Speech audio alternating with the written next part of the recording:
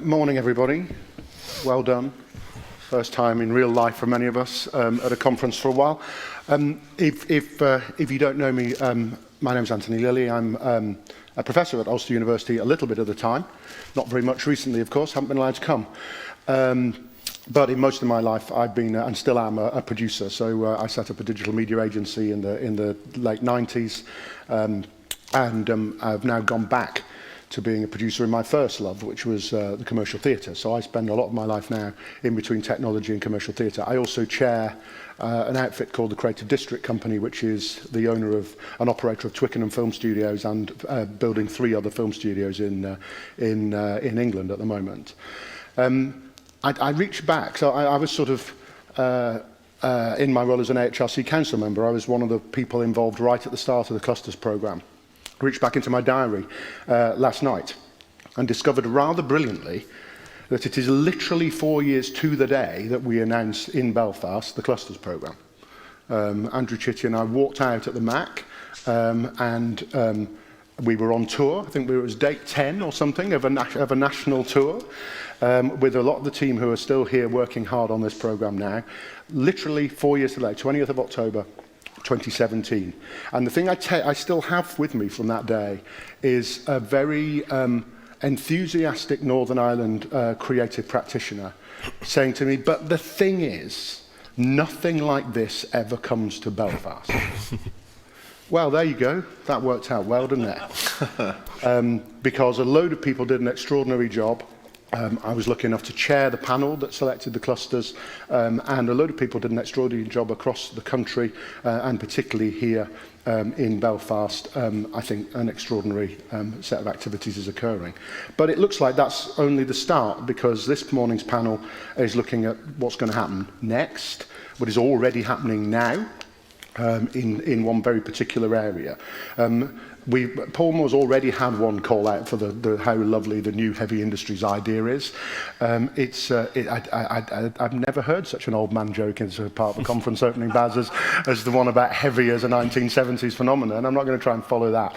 But the heart of the idea here is, it's the centrality to me of the old heavy industries and their integrated role in the life of this city and this country, and the way in which they spanned across numbers of disciplines, numbers of activities, an enormous range of different kinds of work, in a way which academics would refer to as interdisciplinary, but was probably just actually getting stuff done in the world of designing ships and building ships. I think that's what Paul means, really, is the sort of integrated approach to the creative industries within the city's economy. Like Baz, I've been involved in national policy, not at the same level as Baz, but on creative industries. I've always felt the place national policy works is locally. If we're going to talk about place, it's seldom made any sense at the national level, because mostly, for all the reasons Baz described, it's sort of not really taken very seriously still. But it is taken really seriously locally increasingly, and cities and in regions and in nations. So what we're going to talk about this morning is really fundamentally exciting set of activities that are happening here, literally imminently now, around SMIL, which Dr. Declan Keeney, who's been slightly underbilled up there, is going to lead us out on. And then the panel, who are all very eminent, very active practitioners or deeply involved in the policy landscape, or all of the above, are going to give you their angles on why they think what is happening here in Belfast next is important, what they're going to do to engage with it, and then we're going to open up for questions using at least one of the several pieces of technology that have been put in my hands and pockets by various people. As the session goes on. We've got 41 minutes left, so we promise not to just talk all the time. Remember, however, I am a theatre producer at heart. I'm actually a musicals producer at heart, so if it goes really badly, I'll tap dance down the steps. Okay? So, let's introduce the panel. Declan Keeney, I'm going to let you start and take us into this. You are the director of the Ulster Screen Academy, and you are technical or project lead for SMIL. I think you're going to show us a bit of video, talk us through what it is to start with. Yeah. Sure. Thanks, Anthony. Yeah, so the Screen Media Innovation Lab is, I mean, logistically, it's an almost 70,000 square foot studio complex built around the needs of virtual production. It'll be built very, very near here. I mean, I think, you know, it's really interesting in the context of place. I suppose for us, it's us stepping out of the shadows of the cranes here, the shipyard, and really repurposing the harbour and repurposing the space. And I suppose it's a leveling up exercise for Northern Ireland, for us. Again, you know, to really look at what we have to offer, build on the great work of Future Screens, build on the great work of Northern Ireland Screen, build on the legacy that we have here for the film industry, where we get to. But we sat down with an opportunity for funding around the city deal, and we asked, you know, what is our response to that? How do we build on what we have to date? And obviously from our perspective, as Ulster University, the creative industries are a strategic priority for us in terms of the skills, in terms of the research, and we've been very involved in this space. We put together an incredible team led by Professor Frank Lyons. We have people like Laura Livingston, Angela Reevy, Brian Gregory, Rory Muskelly, and we built and we sat down. We listened to innovators like Greg Maguire. We listened to people like Eric Carney here, who have been here working on Game of Thrones and listening to what the needs are. How do we keep Northern Ireland competitive? How do we level up? And the Screen Media Innovation Lab started to emerge as a solution. It is a roughly 5 sound stages. We built about half a mile, about 3/4 of a mile from here.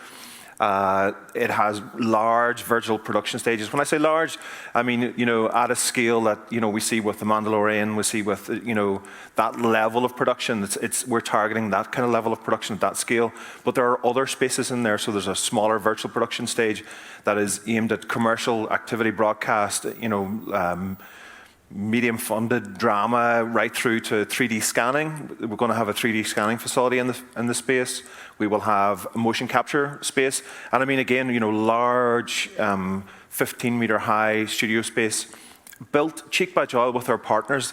It's a public-private investment with our harbours, the Belfast Harbour Commission, and it's roughly about sort of 72 million, somewhere around that space, and it will be based around the needs for virtual production, but built in the North Foreshore, where there are already existing 32,000 square foot sound stages, where I think Netflix just are wrapping up the School for Good and Evil at the moment. So it's designed to be built right in with, integrated with, and cheek by jowl with industry, and that's really, really crucial. And for us, you know, also, you know, listening to people like Greg Maguire and others that are innovating and being successful in the creative tech space, it's very, very clear to us that R&D and innovation is crucial, especially in a convergent and a nascent area like virtual production. And so ultimately, right as a vertical right through this facility will be an R&D and I dedicated soundstage facilities around that, state-of-the-art facilities as it happens, and that symbiotic relationship with industry. We are becoming more comfortable with the definition of around research, and I think it's really interesting to hear Bas talking about the definition of research. This is something we've been working on for a few years and thinking very clearly that applied and creative and all of these problem-solving iterative types of research are equally as valid as those longer-term blue skies. I mean, we have a video. It might give a little bit more context that people see, be great. See what it looks like. It sounds like we should all have one. So let's see what you got. Abby, run the video for us, please. Okay. Oh, that's okay. Yeah, well, let us know. I'm going to put my tap shoes on, just in case. Go on, tell us some more. So how did it come about? What was the genesis of it, Declan? So, well, obviously the funding comes from the Belfast Region City Deal. So it's a City Deal project. I mean, that's essentially represents, and John can talk to this obviously from his perspective, but represents about £1 billion investment into Northern Ireland, private-public, again, investment and co-investment. For us, we sat down and we listened to, you know, the industry. We talked to the industry for quite some time.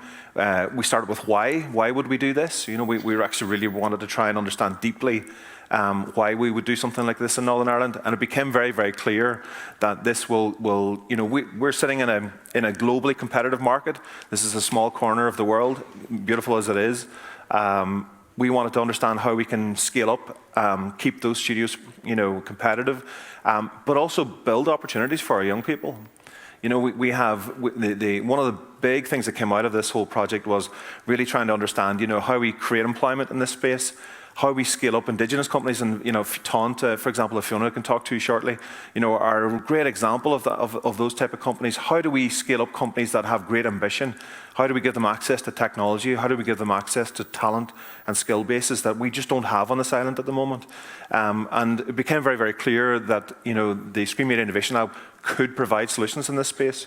We can create technology, we can create an opportunity to scale up what we have, but also build around our economy, the successes that we have, and actually, rather than starting from scratch, build and layer onto that. And we know from talking to international companies as well, for example, one of the big issues right now, there's a global skills shortage in 3D and environment building, immersive skills. These are cross-sectoral requirements, and I think it's interesting too to hear about, jobs that we don't know will exist yet. We're already seeing that. There are jobs being created, we don't even know what to call them, around SMIL, for example, that some of them are clear, they're in a pipeline that Derek's well used to, but others are starting to create new definitions around these jobs.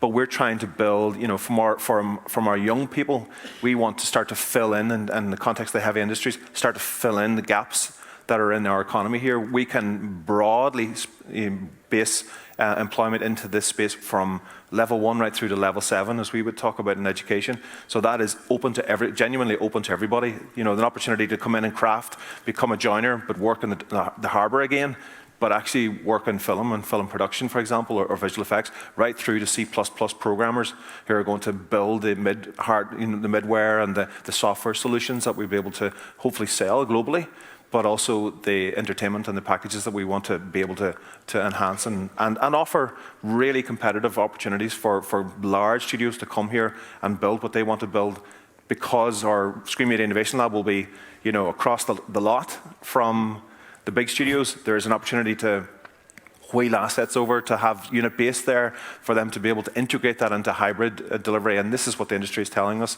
This is what they need. This is the direction that they're going in elsewhere in the world. Why not do it here, right here in Northern Ireland? Yeah, great. So in the absence of being able to sort of visualize it,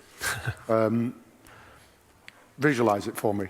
Paint me a picture of what the key virtual production sort of capability, what's it like? I mean, I know what it's like because I'm building one, but what's it like in terms of the layout of the space? What's the lab going to, be capable of to begin with? And now I'm going to come to Eric, and we'll talk about the way in which virtual production is increasingly central, the way in which previs is been central for a long time, the way in which the sort of convergence of content and technology is not even an interesting conversation anymore. It's so totally happened.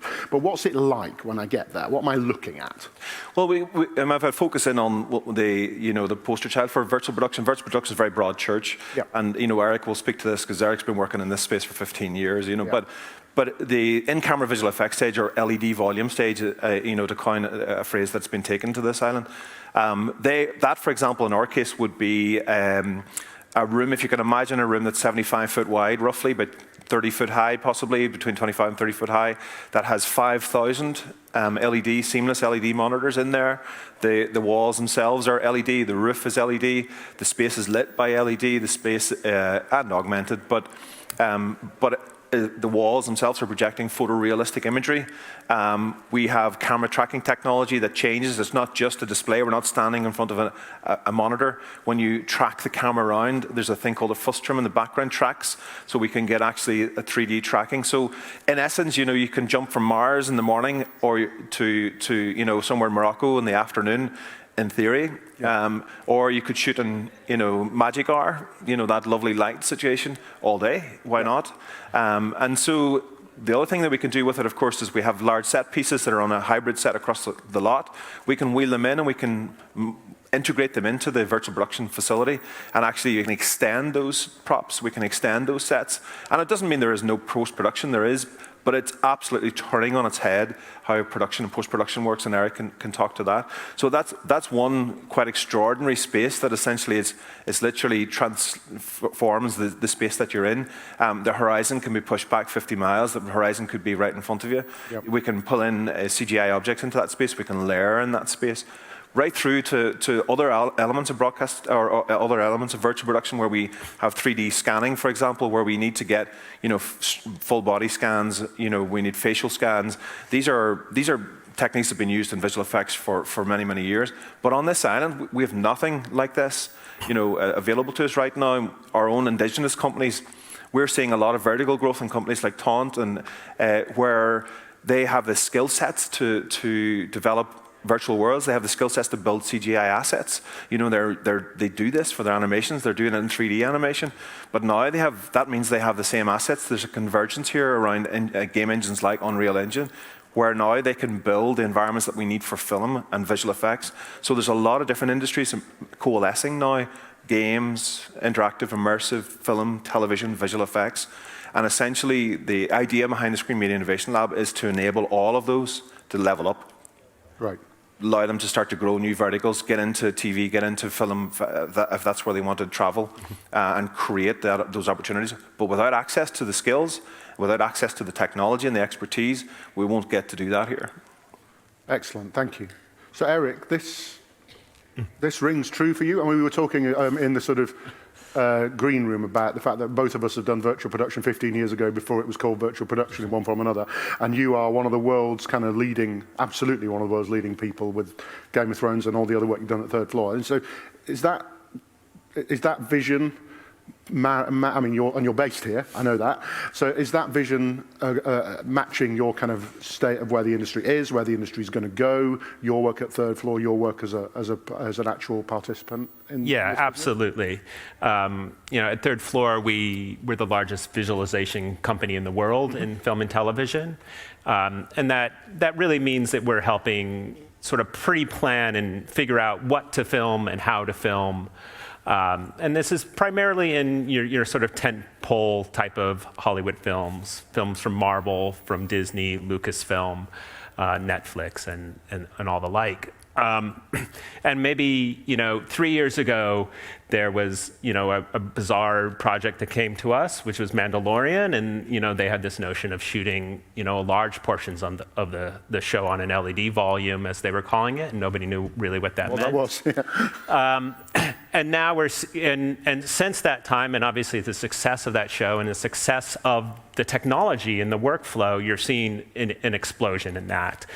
And where we're situated in the industry, we work on a large number of projects, both in the States and in shooting here in the UK. We're probably seeing close to half of them, the projects that we do in the UK, are now using an LED volume in some shape or form. And wow, okay. Probably at least a third of the projects that we're working in North America are now using an LED volume in some shape or form. A lot of, as I think Declan was saying, a lot of hybrid projects, a lot of projects are still very much they could be shooting large sections of their show on LED volume, and some of them could just be, we're going to use an LED volume for 1 or 2 scenes.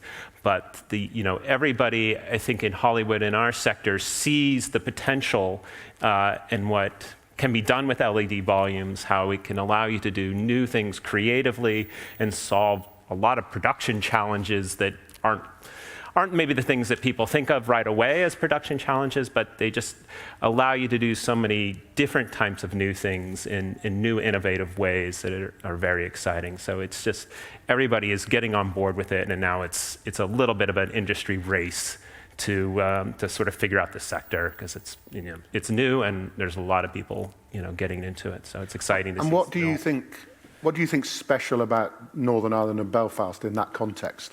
Because if you've got enough money to build one of these things, you can build one of these things. But what else do you need? Well, you need talent, and that's I think Declan mentioned that as well, and that's a big portion of it.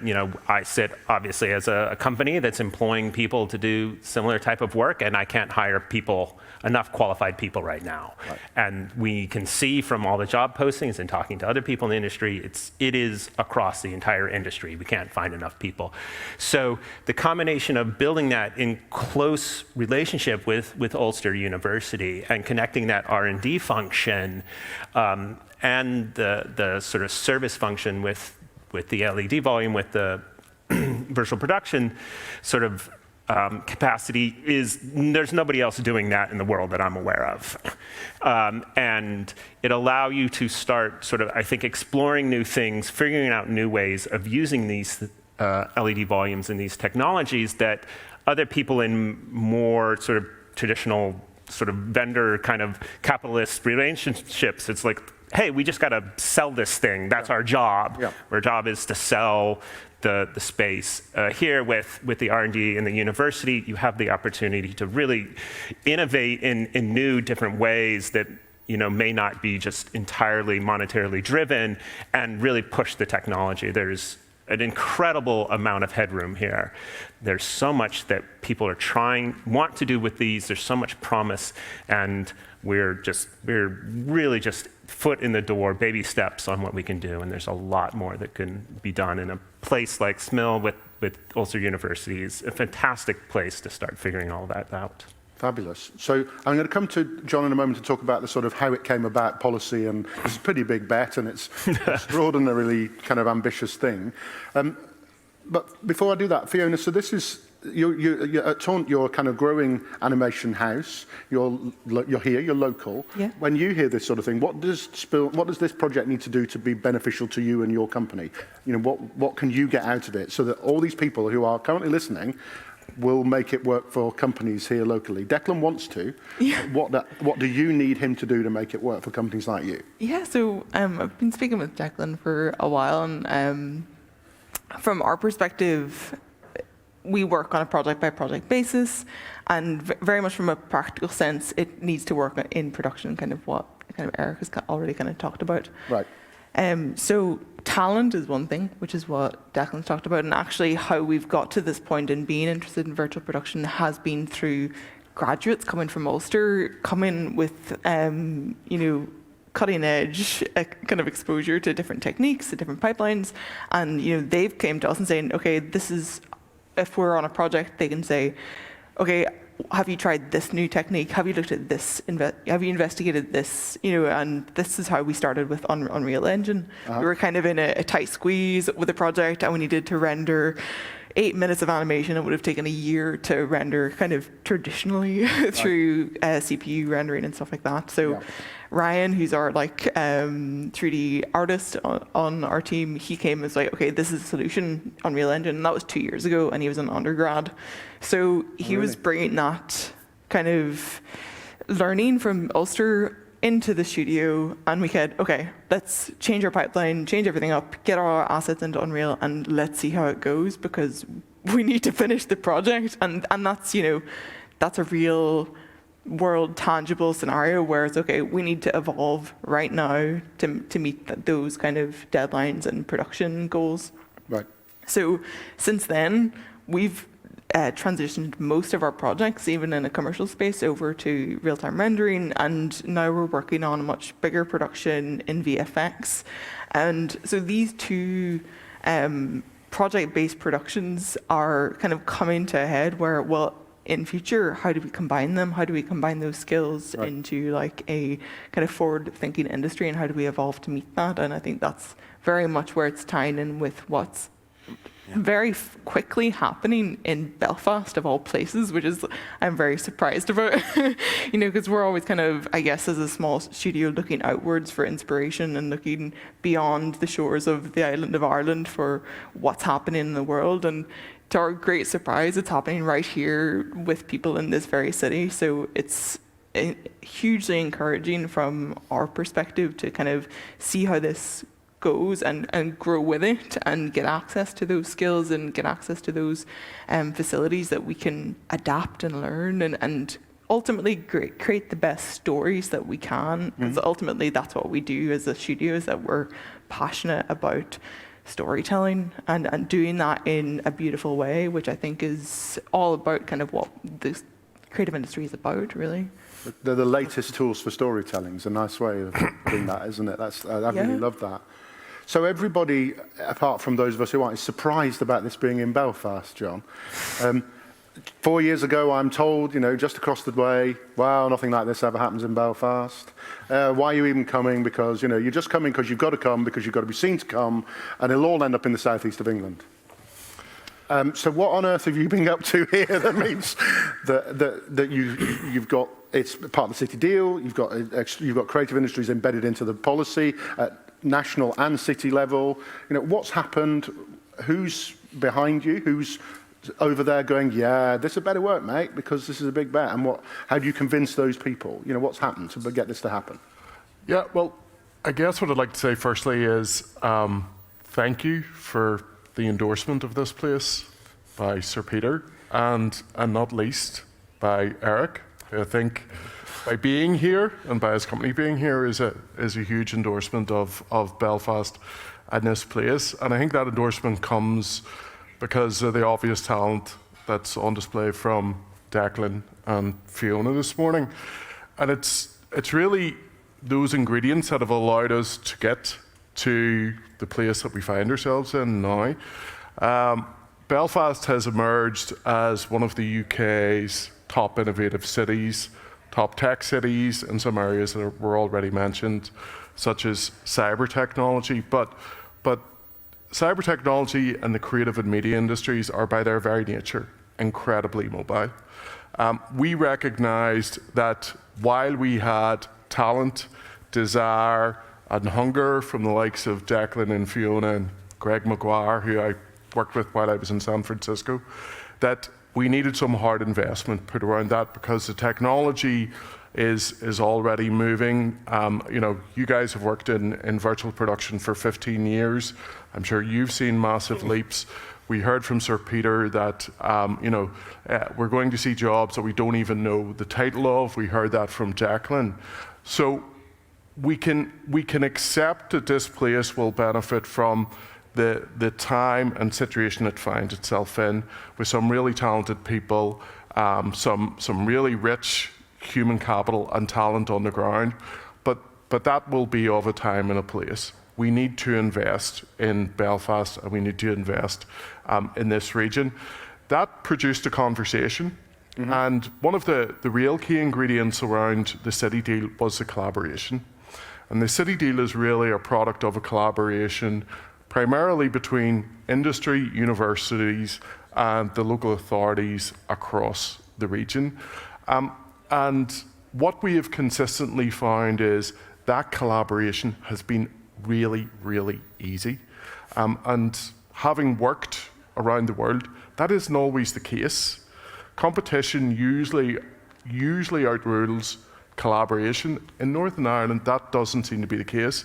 If you look at SMIL, it's the perfect manifestation of that collaboration, where you have this incredible idea and this talent led by Declan and colleagues that's going into a physical manifestation and a technology landscape that's born out of a combination of assets from ourselves at Belfast City Council, the Harbour Commissioners and so on, to bring this to life. But we recognise that we are only providing the physical investment. It's really the people that are going to go in there that's going to create the talent. And the challenge that we have as policymakers, I think, is to continue to invest. One of the key ingredients that we have here we can all see is we have an abundance of really smart, really hungry, really talented people who want to work together and aren't afraid of discovering new things and going on journeys that sometimes are quite difficult. So we've got to provide the landscape through which they can do that. So the city deal is one transaction in this, but we intend to continue making bids, whether they be through the comprehensive spending review, which is due to be announced on the 26th of October, through levelling up and so on, to continue to support these industries, because as Sir Peter recognises, this is of a time and a place. The landscape is constantly changing. Industry is mobile.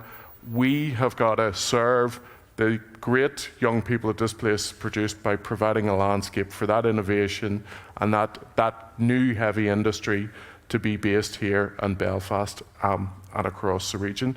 And I think we look forward to doing that. And I think what's really interesting, I met with Declan at the start of the week, and Sir Peter referenced one of the investments that he was part of, and the extensive private sector funding that came as part of that. And it seems that through SMIL, we already have the demand here in Belfast from the likes of Netflix. And I think, Eric, you mentioned that there's demand and there's demand for people. So we have people, so if we can build a talent pipeline and a skills pipeline, the industry is waiting there to respond, and this facility will allow them to respond, and that can only be a great thing for this place. So we're really excited about this industry. We're really excited about what it can mean for Belfast in the region. I'm going back a long time, but I remember being in LA when HBO were making the decisions about Game of Thrones. And then I remember coming back to Belfast and seeing the catalytic effect that has had. So that's all been part of the same journey, and I think we've got to invest to continue that journey. Fabulous. Anthony, one thing I would say on the back of that, I think it's very easy to it would be hard to overstate, I think, the influence that Northern Ireland Screen have had in the journey that leads us to kind of the manifestation of future screens, and indeed, or the manifestation of the Screen Media Innovation Lab, and indeed future screens. Because future screens, in my view, has transformed the landscape. It has created visibility of creative companies here. They now see each other. You know, and this time when we worked in silos and we kind of hid behind walls, I think that narrative has now changed here. There's an alignment here with key stakeholders like Northern Ireland Screen, like the BBC are involved in our project. You know, with future screens and others that allow us to create visibility for the industry here, and for us to say, okay, well, how do we push forward as a Northern Ireland PLC, if you like.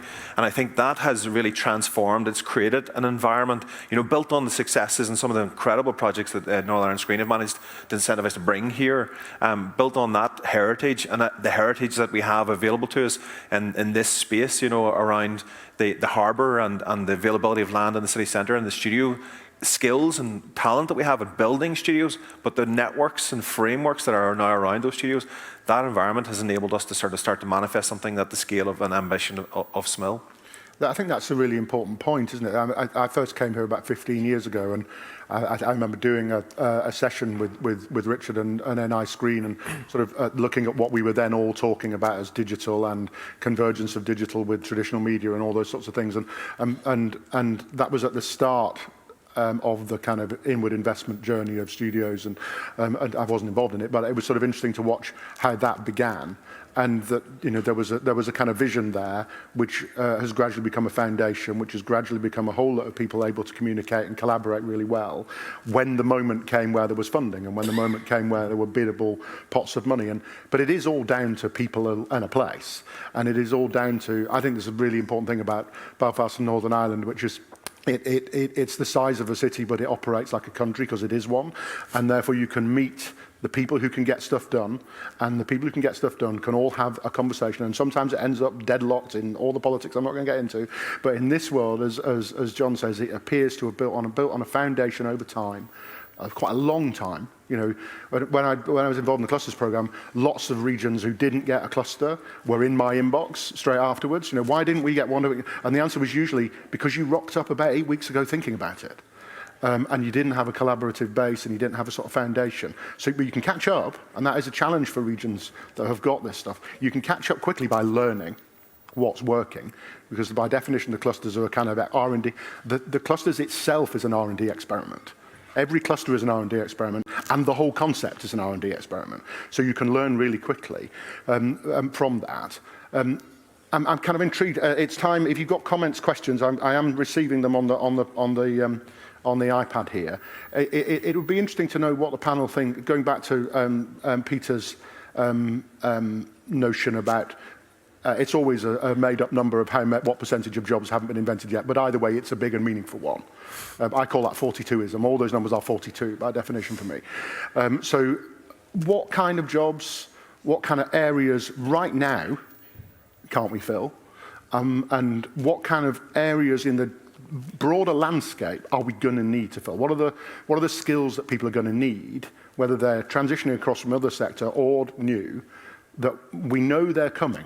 We just don't know how they're going to use them yet.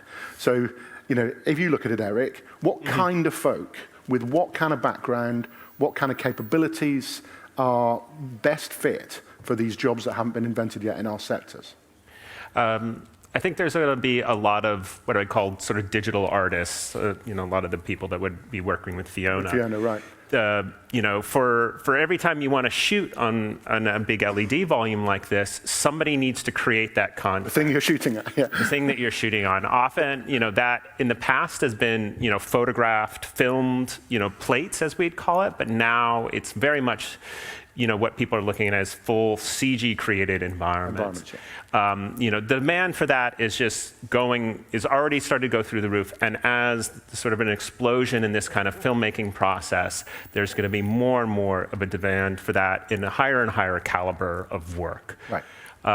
In addition to that, there's technology and sort of programming type of work that is going to go around and connected to all of that.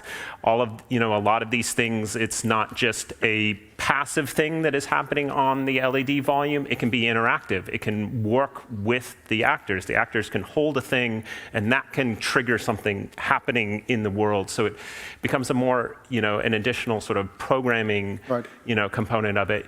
Then you have the people that are going to be there on the stage to actually run it on the day, as we would say. Yeah. And that's sort of an expanded skill set of those types of sort of programming and digital artist kind of skills.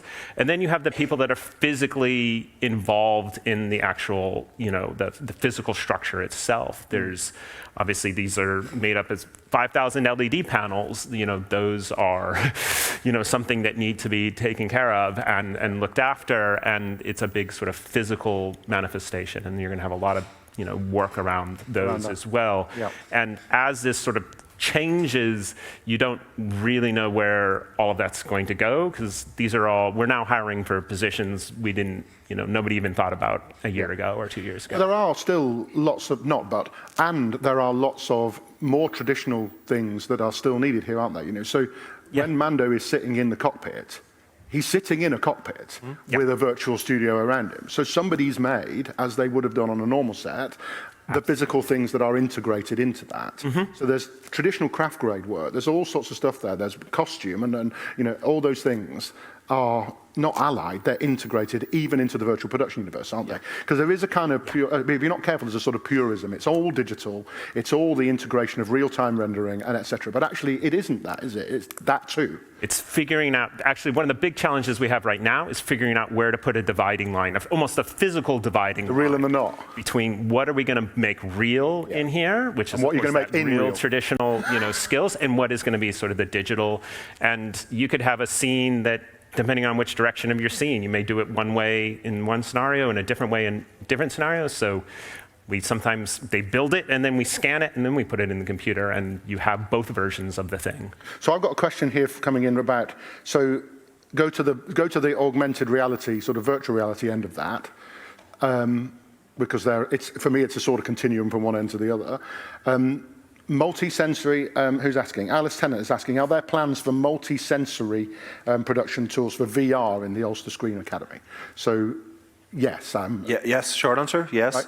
Yeah, I mean, appreciate we're tight for time, but yes, I mean, you know, these immersive, interactive, user design, user interfacing, all of that is part of the subjects that we already teach at the Screen Academy.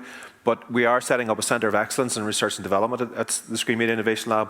That will be, as broadly speaking, capturing immersive, virtual, and, you know, primarily at real time, because, I mean, where virtual production, you know, we talk about digital now, digital will disappear, possibly virtual will disappear in that title, but real time is here to stay.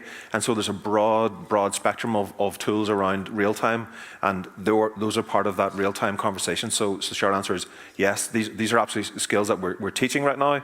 And I mean, you know, we're developing networks in this place. This is really important as well with NI Screen and with the FE sector, with apprenticeships. We're working, John's working in this space as well. You know, looking at apprenticeships, we need better, different, more agile programs in apprenticeships that allow us to start to create, you know, those types of narratives, and it becomes much more encompassing for and diverse, and allows us to bring other people and from all walks of life into this industry. And that's thing that really inspires me quite a lot every day. So it's fabulous. We're kind of out of time, but it's fabulous to hear a bit more of the inside thinking there about how this extremely high technology innovation is rooted in policy, it's rooted in skills, it's rooted in working with local companies, it's rooted in the global potential of the very high end. And that's, I think, really, really extraordinary. You'll be able to watch the video later. They're telling me it'll be on later. I don't know when, but it'll be on later, I promise you. It is great and very, very interesting. I urge you to sort of engage with this in whatever way. If you can engage with how this is formed, you'll be able to engage with how it runs. That's my kind of life experience of big projects like this, is get in early and get involved, because then you can shape the reality of it. You'll also be able to, this afternoon, there's a session, or maybe later this morning, there's a session around the DREAM project, which also goes into areas which I think are super relevant here, around how do performers work in this context when you're now in a fully virtual or a not completely virtual or a programmatically created environment and all that stuff. Yep. You know, that's really interesting too, because that's a kind of front end of it. But for now, we're out of time on that session. I hope you'll agree it's been informative. You'll be able to visualize it and when the video is available to us later. I'd like to thank the speakers and thank everybody for your time and your attention this morning, listening to people with great passion talk about something with great ambition, but I think great pragmatism as well. I think this is going to happen, it's going to work, and that's for me the most exciting part of it all. Thank you, everybody, and on we go. Cheers.